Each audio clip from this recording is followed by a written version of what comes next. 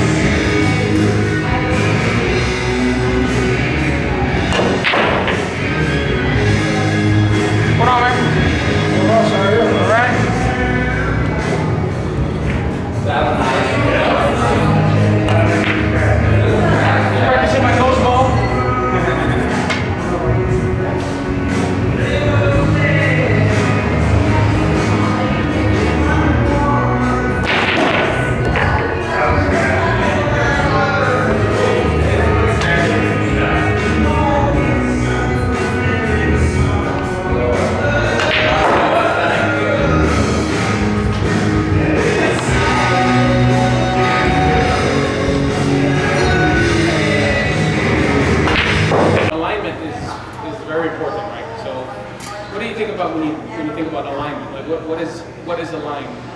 Finding that angle where your cue ball is going to travel to hit your hand or your object, like keeping your body perpendicular with that. Yeah, that's where the body part is very important. So this right here, what I teach people is every time. Okay, you guys know the ghost ball, right? When you find your spot to hit. Yeah. Okay, so this is how you're going to get your alignment good every time. And one thing that people do. Okay, I'm going to shoot the 5, right? So I'm going to use that as my ghost ball. One thing that people do when if you notice they'll come on the shot, and you do it sometimes too. You come down, well, do it. You did it, every time I see you. But you come down and you stand over the shot, and then you put your stick and your bridge down at the same time, right? So you go down here. That's fine if it's perfect and it feels good. But what happens if it's just a hair off? What do you have to do? You have to move this. Yeah, just the hair, right? Well, now, if this moves anywhere, then now this is not in line with your body anymore. Because now, if this moves a millimeter, now you're supposed to be shuffling a millimeter, right? So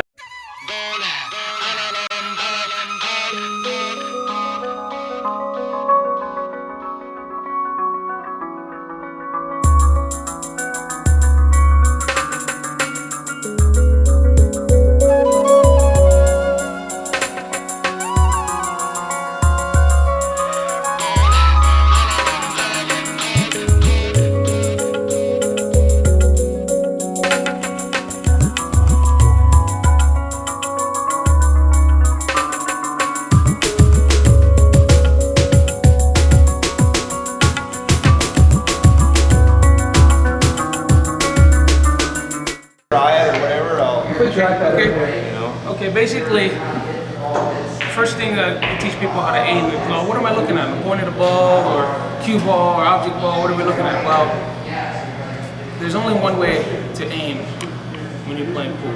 I mean, people can say it a bunch of different ways, but what you're looking at is the ghost ball. And the ghost ball is, there's only one place that you can make contact to make a ball go in the hole. So, if you put a ball directly behind the object ball you're trying to hit, and you make a straight line right behind it, going to the hole, that is called your ghost ball. So that, when you're shooting the cue ball, you want to, this cue ball has to take place of that ghost ball. So if this ball goes exactly where that ball was, then it's going to go in.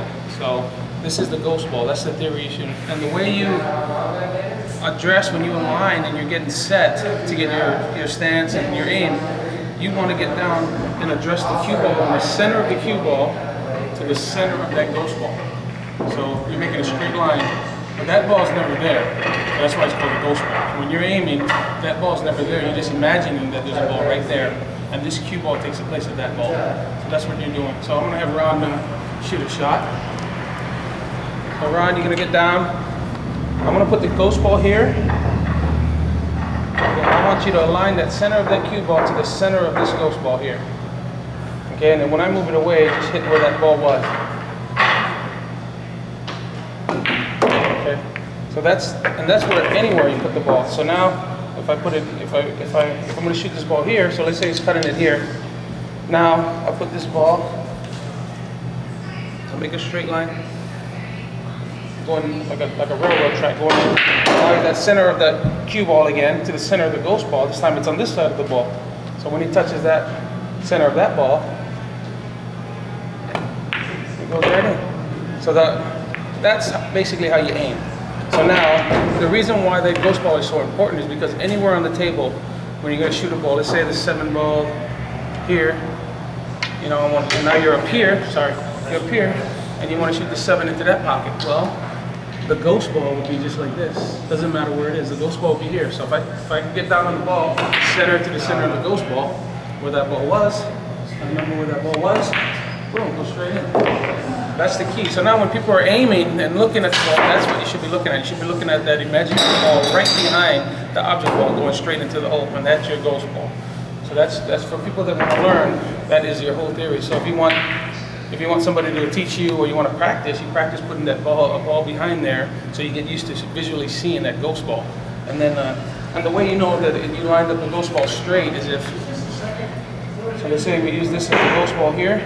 The way you know your alignment is straight is, all you got to do is just, even if you left the ghost ball there and you hit it, the cue ball hit it, then it'll go in because the ghost ball is lined up straight. So that's how you want to make sure it's lined up perfectly straight so that you know what you're looking at when you're aiming. And that's basically it. That's a ghost ball. That's how you aim. That's how I started aiming. That's how everybody, people can explain it a few different ways, imaginary ball or whatever they're looking at, but it's that's what it is. It's just there was only one spot that this ball.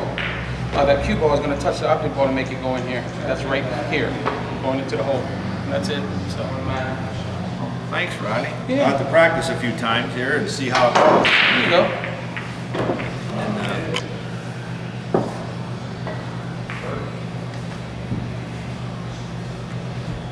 Okay. Remember, it's always your alignment is always the center of the cue ball to the center of that ghost ball for any shot, and that's how you know it's going straight. You can pretty much do it. You look like you can do this all day. Well, we'll see. But most people don't let me shoot. Center to center of the ghost ball. And that's your alignment. It's important to get your alignment center to center of the cue ball to the center of that ghost ball, because then you just push straight back and forth. If you start off and you're aligned different, watch what happens. I'm going to show Ron. Okay, Ron, now line up the center of the ghost ball to the edge of this 2 ball here. Okay, we're gonna do an extreme. Okay, now because your body's aligned wrong, he's not aligned to the center of this ghost ball. Now you want to hit that center of the ghost ball from there. Now what are you gonna do? Well, you're gonna move on it, right? Right. See, now your arm, your hand, and everything's gonna want to move, but it's not aligned with your body. So that's why it's very important from the beginning. From the setup, you have to align the center of the cue ball to the center of the ghost ball. That way your body and the stick is in line. It's in one, like shooting a bow and arrow. It's the same. Everything is going in the same direction. It's like I always show people, like if you're shooting, I don't know, I wasn't in archery, but if you're, I would imagine if you're shooting and you're like this set up, but your target is over to the right. Well, you're gonna go like that. No, you're not gonna. You're gonna move everything this way. You're not gonna just go like this and shoot, right? So it's the same way. You know, it's like that. Your body has to be aligned with the upper body of the shot. Your hand, everything's going in one motion. Well, tell us a little bit about that video you have that's We that did. you already have available. Yeah, there's 13 of us pros got together and we did instructional DVD, and it's the website is Runout Media, but it's runoutmedia.com. But I think the name of the DVD is Break and Run. So it's very good. It's 13 guys. Everybody did a little section, and it's you'd be surprised how good it is. The quality is great. We got some outtakes. It's a 3-disc DVD set, so it's pretty good. Yeah. Who else is on it with you? John Moore from Canada, Raj Handal from London, Dennis Hatch, I think Earl Strickland, myself, Alex Pagulayan. There's a bunch of guys. Yeah, there's whoever was available to do it. I guess they at the U.S. Open. So do you think I can get a copy and get it saturated around here in Humboldt County? Sure. Yeah. If anybody wants to, just get in touch with you or get in touch with me some way. I guess we can figure out the website and let me know. Well, that's what it takes, is a few lessons to get people past the starting point, and then we can, as they learn, then we can have some really nice tournaments here at Rags. Definitely, yeah. One thing I was blessed with in the beginning of my game, when I first picked up the cue, somebody told me right away the basics, like really good basics. So right when I picked up the cue, I looked like I could play already, even though I just picked up the cue. But it was a friend of mine that actually took the time. He took about half an hour and showed me, this is what you got to do, this is how you stand, this is how you hold the cue and all that. So I didn't have bad habits from the beginning. So it's very important, when you start playing better and people teach you, you start having more fun. You start enjoying the game more because everything's, solid, your fundamentals. So the DVD, obviously I'm the first one that comes out on the DVD, but I start out with the advanced basics. So it's pretty much, if you're learning, you want to watch that because it's stuff that applies to us, all of our careers. But then I could get some little personal tips like this and show it to our viewers in Humboldt County too, right? Oh yeah. So this little clip we did right here? Yeah. All right, well, hey, that's great. Thank you, Rodney. Very good, thank you. Hey everybody, how's it going? I'm Charlie Harm with ProPool.com, and I'm being joined here today with Rocket Rodney Morris. How's it going, man? Hey, what's up? Thanks for joining us. Yeah, thank you. Rodney's out here helping us out develop the ProPool.com thing and kind of market it. We're out here on the Redwood Coast in California. I don't know why that's messed up like that. Anyways, how's it going, man? How you been doing? Okay. Well, one of the things I wanted to ask you is what got you into pool, playing pool? Girls, mostly. I just walked into the pool room and seen everybody was hanging out there. So my friend played pretty good. He started like a month before me, and all the girls are watching. Wow, you play good. So I was like, well, let me learn this game here. So that's how I fell in love with the game. So and then after about 2 months, none of my friends would play with me anymore. So You just got so I got to to that play by level. myself. Yeah. Right. Yeah. So that's obviously what led you being in the pros and playing on tournaments and stuff like that, right? Yeah. Well, for the first 6 months to a year, all I did was just spend 18 hours a day in the pool room just practicing by myself. And then all my lunch money, all the money Mom gave me, I just played pool. And then after a while, I stopped playing as much. And then Hawaiian Brian, the owner, he was like, how come you're not playing anymore? And I said, oh, I don't got no money. And he said, I'll tell you what, you just clean the tables, empty the trash. He said, we'll let you play pool for a year, but don't tell nobody. Nice. So that was cool. And then now I'm back playing. I would stay up 2 days straight playing pool. And then, I'd go to bed for a whole day, stay up. So Gotcha. I loved it. It was great.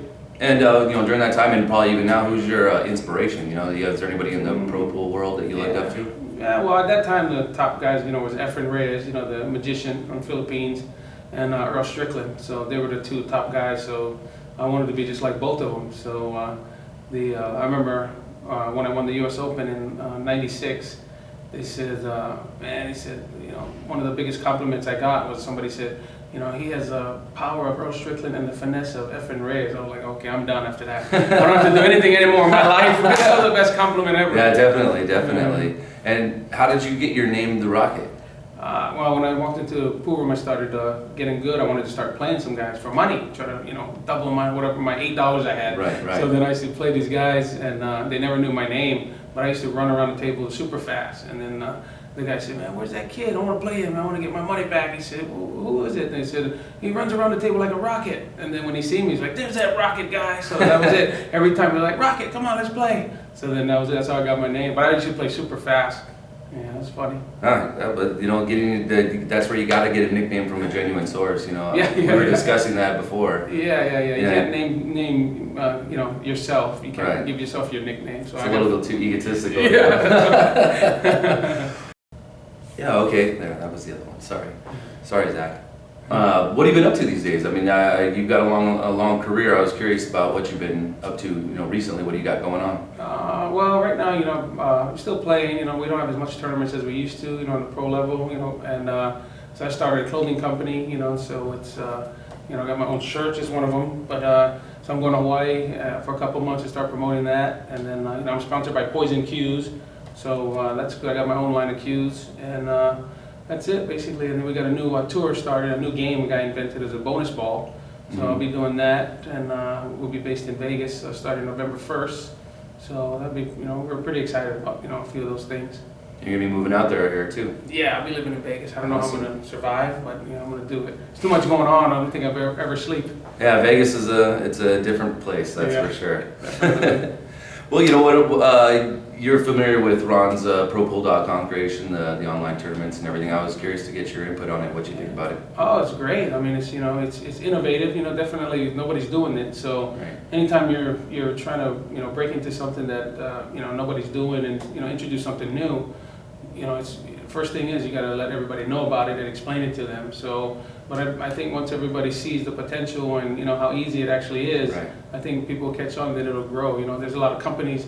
Like I've been doing research on T-shirt companies. Well, Tap Out, as great as popular as it is now. Well, they were beating the bushes for 10 years before anybody knew anything. So that's what it takes. Investing the money in the right areas. So that you can grow. And staying persistent. Yeah, that's it. You got to do it. There's some different aspects of the game, like Ron's created the 0 to 1,000 performance rating, and you got the handicap.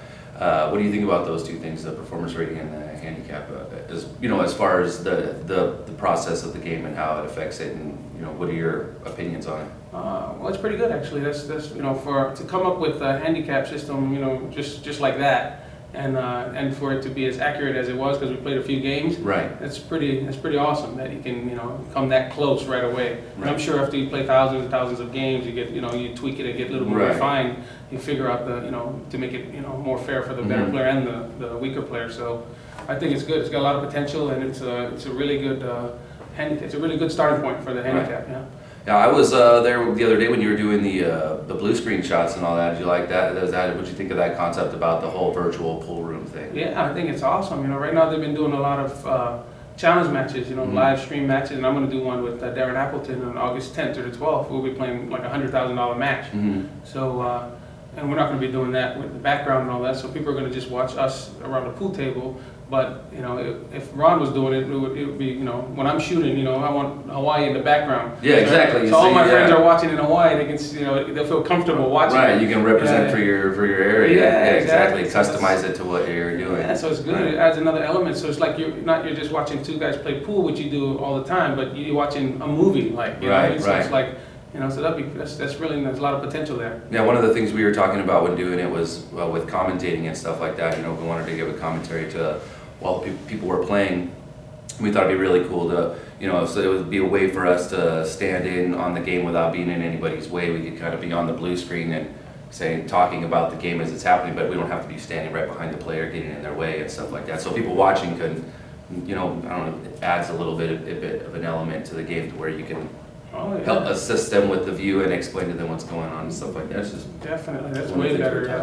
And then a lot of times when we're playing, I know, when the guys are doing commentary, if they get excited, now we hear them when we're shooting. Right. So if you can get further away where nobody can hear you, and you can do the commentating, and that's awesome. Right. Then that's what I'm saying. It's kind of a no harm approach. It's out of the way and everything. Ron was talking to me earlier on about the what he was kind of calling the Super Bowl of pool. Do you remember talking about that with him? Yeah, a little bit. He's got a lot of great ideas. Right. So. And one of the things I was thinking is, it's one of those kind of things that pool doesn't have a system like that where pull players that, you know, they're statistically at the top. It's just kind of a show up and play kind of thing. And you have something going on that you were talking to me about, your practice regime, kind of the. Yeah. A friend of mine called it the rocket runout Rocket format, runout. but it's basically just you shooting your own score, kind of like golf. Right. So that's I feel that there's too much elements when you're playing a one-on-one match that can factor in a lot of luck going on in the Right. game. Well, I don't hear the golfers complaining about luck. Right, they just, right. either I played bad or I played good, and same way. Tennis, the guys don't say, "Oh, I got lucky." You know what I mean? Right. It's like it's not. You make a bad shot, you should get punished. So and you make a great shot, you should get rewarded. So it's the same principle. It's all offense and just kind of you play your own, try to shoot your best score Right, over yeah. 2 days or 4 days, and that's it. And whoever shot the best score wins the tournament. Yeah, I like all these new different innovations to the game, because anything that stays is exactly the same too long, it gets old and stagnant, you know what I'm saying? Otherwise, people would be playing in football and leather helmets still, you know what I mean? Everything kind of progresses, so you got to have that progression. I like that idea. But, we're just about pretty much out of time, but a couple of things I wanted to ask you before we went is, what was your most memorable moment? Did we already talk about this? Yeah, Today? it's no, not today, Okay. but my memorable moment was the first time I played in the Mosconi Cup for Team USA. So that was just the most incredible thing because we had lost every match the day before the last day, so Saturday, and we were down I think 8 matches to 6, and it was going to like 11. So we pretty much had to win, almost every match, because everybody had to play singles matches that day, and so I was a rookie that time, and then. So nobody wanted to go on the whole team. You got all these legends and everybody. Nobody wanted to go first. Right. Everybody wanted to play second, third. They wanted, So naturally, Nick Varner was the captain, and he asked me. He says, when do you want to go? And I already kind of knew nobody wanted to go first, right? And then I said, I want to go first. And then after that, I think Johnny should go. Then Earl. And then and I started taking charge of the lineup, and then it came out perfect. We won almost every single match, and we ended up winning. And I remember the match. Very well against Thorsten Holman. He was their enforcer. His nickname was the Hitman. So they brought out the Hitman first against me, and it was a great man. He got every roll you can imagine, and I had every bad roll ever, and I was the only guy in the world that knew I was going to win that match. Right. After the match, everybody said, "Man, I can't believe you won that match." He said, I was like, there was no option. Right, You had to right. win. So Right. it was great. Yeah, and I played great. He played great, but he missed, I think, a shot at the very end there. And that was it. That was the door, and that was it. We won, and we ended up winning the Mosconi Cup. It was great. Yeah, I remember when you were talking about it yesterday, everybody was kind of on their feet, the audience was kind of Oh, electric and everything. yeah, it was unbelievable. It's the only event in the world that every shot you just want to jump up and scream and cheer, and the audience is going crazy. It's live in like 70-something countries, so Right. people are online, Seeing it. pulling it. Yeah, right, It's totally. pretty cool. Another thing I was wondering if, for the viewers out there, you're a pro, so I just want to kind of glean a little bit of information. Maybe you got a quick tip to give somebody to help with their game, anything, just something simple they can use, Well, one thing I notice about a lot of amateurs, when the cue ball starts getting closer to the rail, they start wanting to elevate their cue. When you elevate your cue, it's not going level. So now if you mishit the cue ball just to the left or right, just a hair, it puts English on the ball and it makes it spin. Right. So it's called like a masse shot. So it's the more level you are, the more you push through the ball level, then it's not gonna move the cue ball left or right. So Okay. that's very important. So everybody, I would recommend just make sure the stick is level with the surface as much as you can. Because the more you elevate, the more inaccurate you're gonna be. So that's probably the biggest thing I think I see amateurs. They want to get at the back and just start lifting up here. Right, I've seen the same exact thing. It's like it's the opposite. You want to be level and catch the middle of the cue ball. That's a great tip. Thank you, man. Yeah. Oh, awesome. I hope you enjoy the rest of your time here at the Redwood Coast. You got, are you going to be here another day or so? Yeah, a couple more days. So it was Right good. on. Yeah, you guys had the news event last night. How'd that go? Good. Yeah, we're there's like 4 or 5 people came down, was seen it on the news and Yeah, played right, the game right. and stuff. That was pretty cool. Oh, that's cool. So someone Yeah. who saw it on TV came and Yeah. did it. Well, that's really cool. Yeah, That's yeah. That's Awesome. right on. I didn't realize that. We were talking about it, but he hadn't mentioned that part to Yeah. me. Cool, man. Well, it was great having you here. All right, thanks, brother. Yeah, Appreciate it, man. definitely. You guys check out, Rodney, he's going to be doing that thing like he said in Las Vegas. Check that out. He's also got the Brada Bing shirt company going on. Check that out. What is your website name, by the way? For that? It's bdbtimes2.com. BDB2x2.com. There's also the Rodney Morris line of poison cues. You go pick one of those up. And also, as always, check out ProPool.com and get an event started in your town today. Awesome. Have a great day. It's a good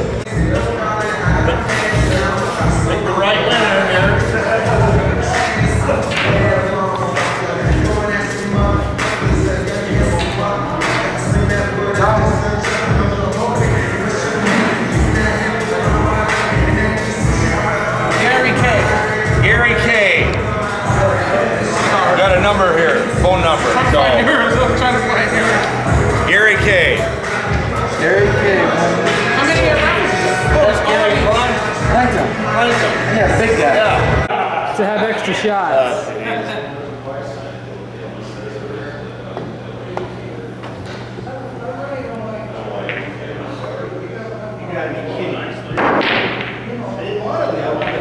All right, no break.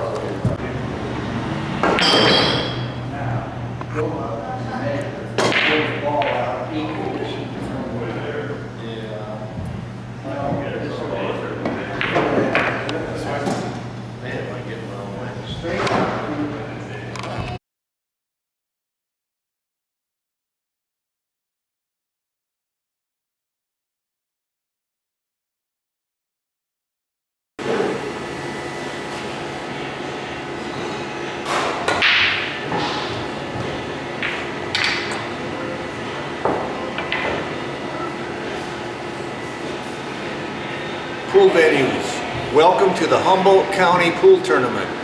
The top 8 men and top 8 women will play in the finals at the Moose Lodge in Eureka on August 3rd and 4th. There are 49 pool venues within 75 miles of Eureka with over 100 pool tables in our pool table network. I challenge each venue to a contest to get on board promoting our program. The first 10 venues that get only 16 players to participate and listed on the leaderboard win a pool party event.